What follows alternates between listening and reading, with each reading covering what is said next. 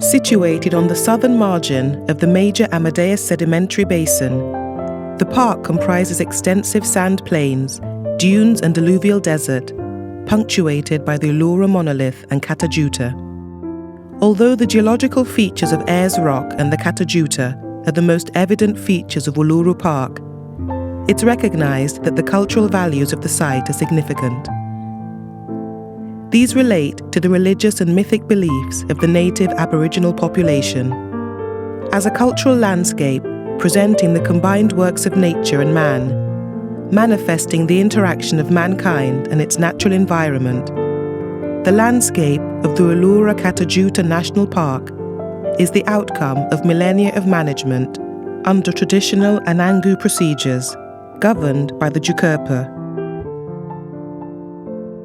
A unique cultural adaptation to the desert environment enabled Anangu and related groups in the Western Desert to develop social groups which were based on semi-permanent water sources, but which held reciprocal rights of access over plants and animal resources in the intervening areas.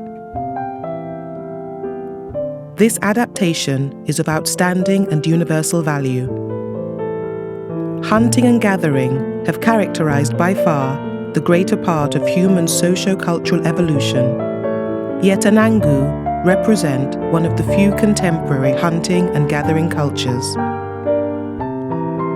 Their adaptation is all the more significant in view of the failure of colonial settlers to devise a viable alternative in the same environment.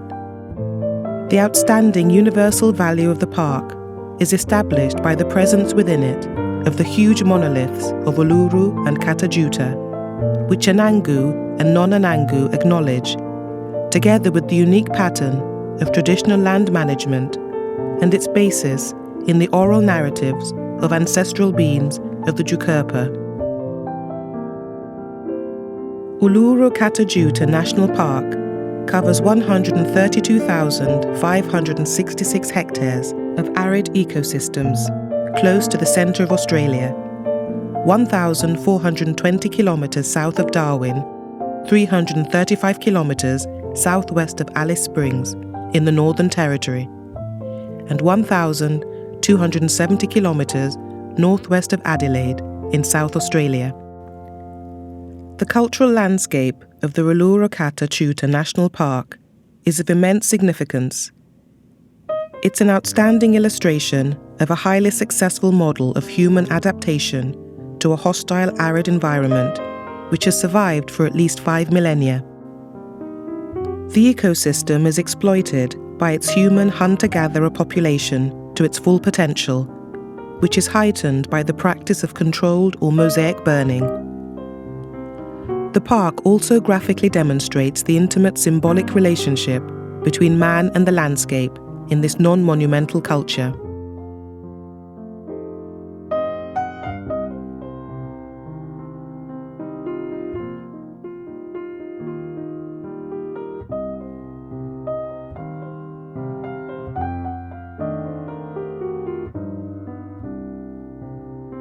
Desert flora is perfectly adapted to the harsh conditions of the desert. The growth and reproduction of plant communities rely on irregular rainfall. Some plants are able to survive fire, some are dependent on it to reproduce. Plants are an important part of Jukurpa, and there are ceremonies for each of the major plant foods. Many plants are associated with ancestral beings.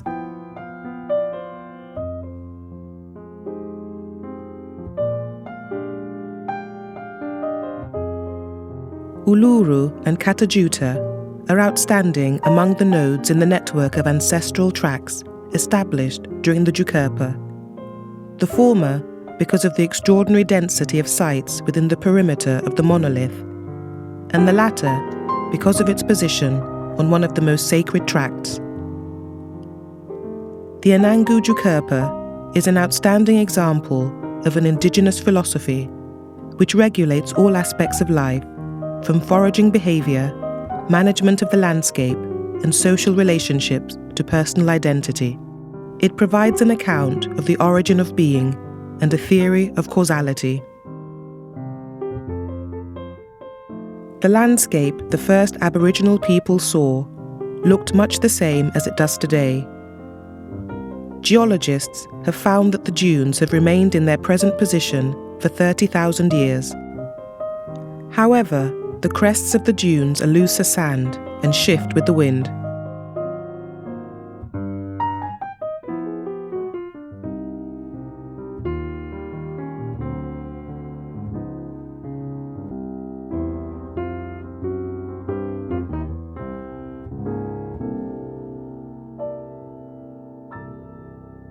The cultural landscape of the Uluru Kata Kjuta National Park is an outstanding illustration of successful human adaptation over many millennia to the exigencies of a hostile arid environment, the integrity of which would be threatened by any change to the present management system based on the practices of its traditional owners.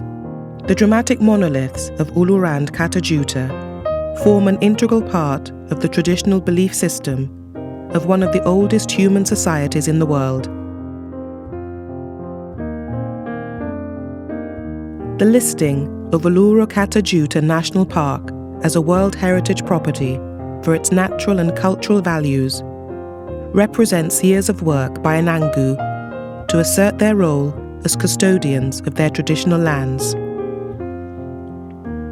This international recognition is a significant victory for Anangu, as it confirms the validity of Jukurpa as being the primary tool for looking after country. Kata Kjuta, meaning many heads to the Australian Aborigines, is a group of more than 30 rounded red conglomerate masses of rock rising out of the desert plain. Some of the rocks are bunched close together with only narrow precipitous crevices between them. Others, rounded and polished by the wind, are more spaced apart. The highest is called Mount Olga.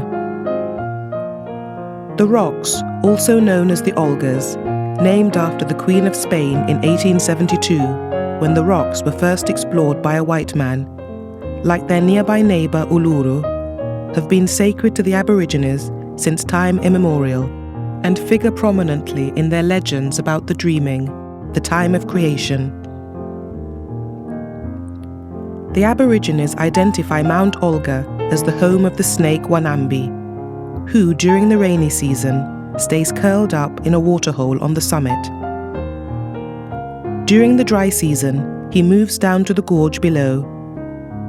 He also uses the various caves on Mount Olga. The hairs of his beard are the dark lines on the eastern side of the rock. His breath is the wind which blows through the gorge. When he gets angry, it can become a hurricane.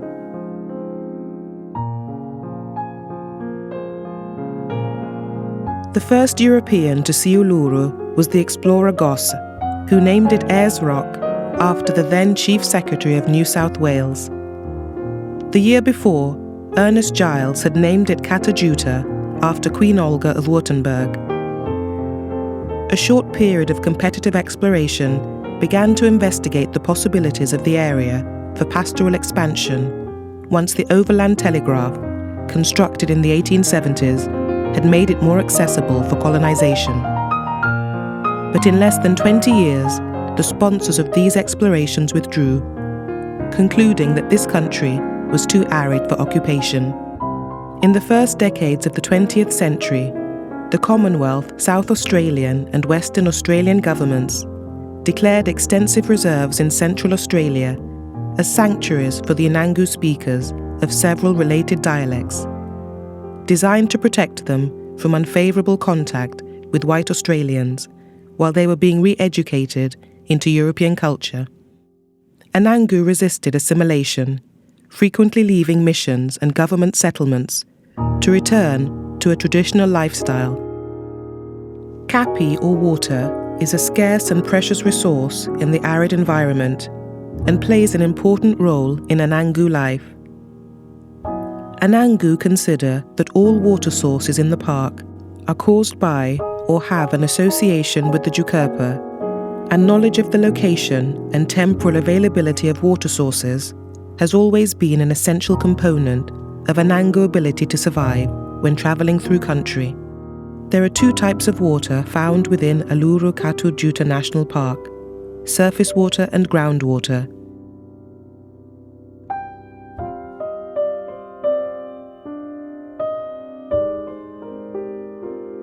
Uluru and Kata Kjuta lie near the southern margin of an area geologists call the Amadeus Basin.